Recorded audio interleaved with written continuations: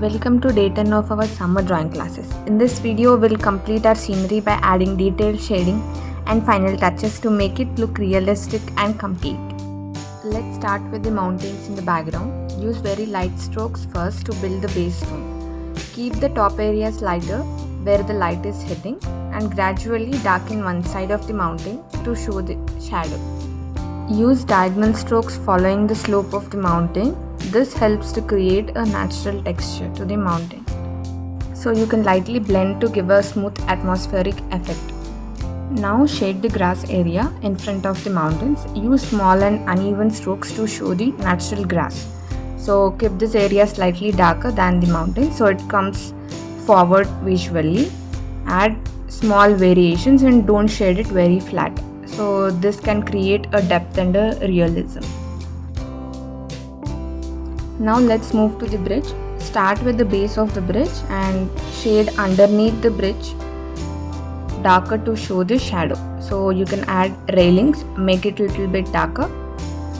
First make it very light and gradually move towards the darker tone. You can show some highlights onto the bridge. Make sure that the bridge stands out clearly from the background. Now shade the trees near the river. Start with the trunk. Use dark, strong strokes. So add the texture using the vertical lines. So for drawing leaves, you can use small tapping strokes. Now add grass around the trees. Use short and upward strokes and vary the direction slightly. You can keep the base darker to show its shadow. Now shade the stones near the river. First outline the shape lightly.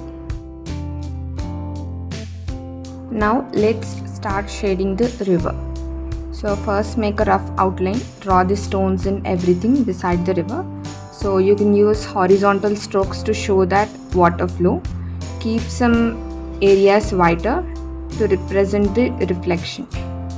So start with the light shading and gradually add darker lines and you can slightly smudge with these stencils. Near the edges, add slightly darker tones to separate water from the lands. So do not overblend, keep slightly texture for the realism. Make areas under the bridge darker to show its depth and shadow. So slowly you can start building up that darker tone. Draw gentle horizontal strokes.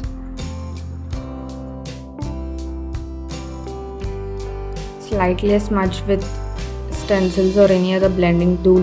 You can use an eraser to show that light reflection. Shade the stones near the river. So first outline the shape lightly and shape one side darker to show the shadow and keep a small highlight area to show light reflection onto the stones. Now draw the grass near the pathway.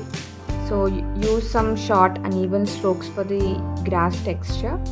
Add small grass strokes around these stones. So this connects the stones naturally with the ground. So keep the edges darker and center lightly. Now add a base shading to the grass area. Smudge slightly with the stencil. Add few areas darker. So that is where from which grass is growing.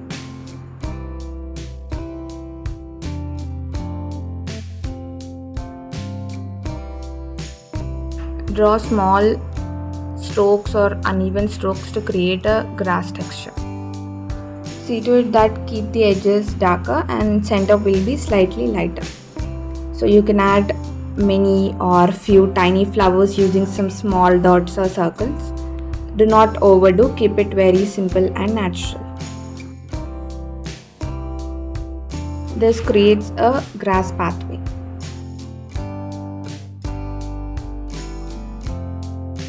Now move on to the area near the tree trunk and the fence. Make a base of the tree darker to show its strong shadow.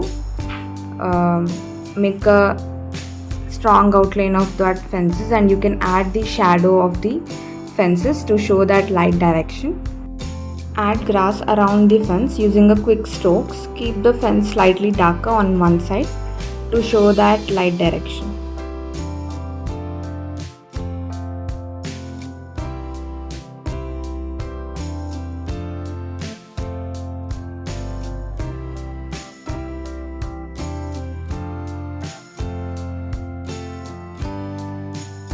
Now let's shade the pathway as well. So use light and soft strokes in the direction of the light and add the shadows from the tree onto the path. So keep it very light. This adds realism and depth to the scene. Keep shadows slightly blurred and not sharp.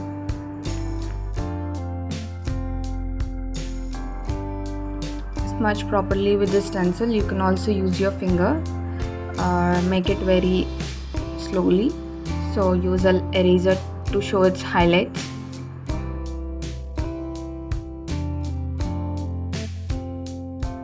You can add a few more tiny flowers.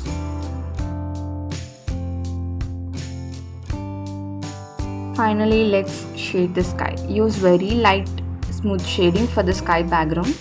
Keep the area around the sun lighter. Blend gently to create a soft glow effect. So you can add some slight darker tone around the clouds if needed. This completes our entire scenery. So finally you can see how adding layers of shading step by step creates a realistic and beautiful result. Keep practicing and don't rush the shading process.